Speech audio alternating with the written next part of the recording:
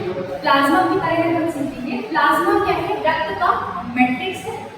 Plasma कैसा होता है, यानी प्लाज्मा कैसे बनता है? अगर रक्त में से आरबीसी, डब्ल्यूबीसी और प्लेटलेट्स को निकाल दिया जाए तो क्या बचेगा? प्लाज्मा बचेगा।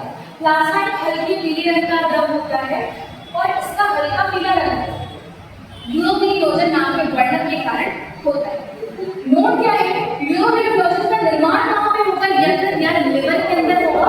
और यूरोबिलिनोजन एक प्रकार का पित्त वर्णक या बाइपिगमेंट है जिसका निर्माण हीमोग्लोबिन के अपघटन के कारण होता है। यानी हीमोग्लोबिन का अपघटन कहाँ पे होगा? हमारे यकृत के अंदर होता है। नेक्स्ट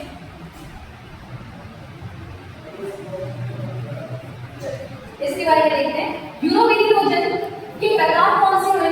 यूरोबिलिनोजन दो प्रकार के होंगे। एक बिलिरुबिन जो कि मूत्र को रंग देता है, और बिलिरुबिन और बिलिरुबिन दोनों मिलकर के मल को रंग देने का कार्य करते हैं।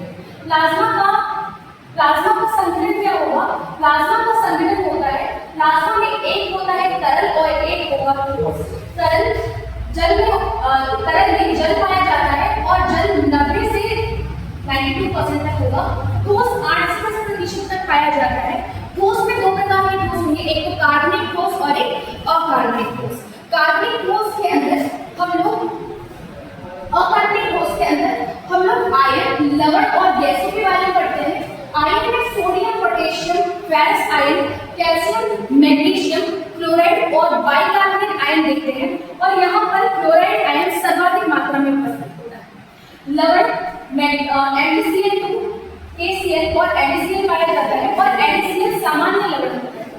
गैसों में कार्बन डाइऑक्साइड सबसे अधिक होती है, नाइट्रोजन कम होगा, और सबसे कम कौन सी मात्रा में गैस पाई जाएगी? ऑक्सीजन।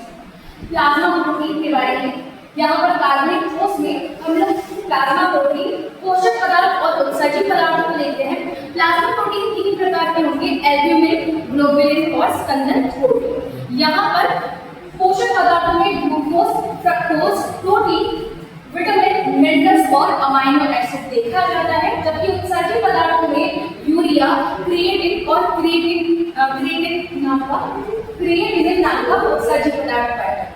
जबकि क्रिएटिनिन नाम का उत्सर्जक पदार्थ केवल और केवल ज्यादा समय तक भूखे व्यक्तियों में और गर्भवती महिलाओं में ही पाया जाता है। Thank you.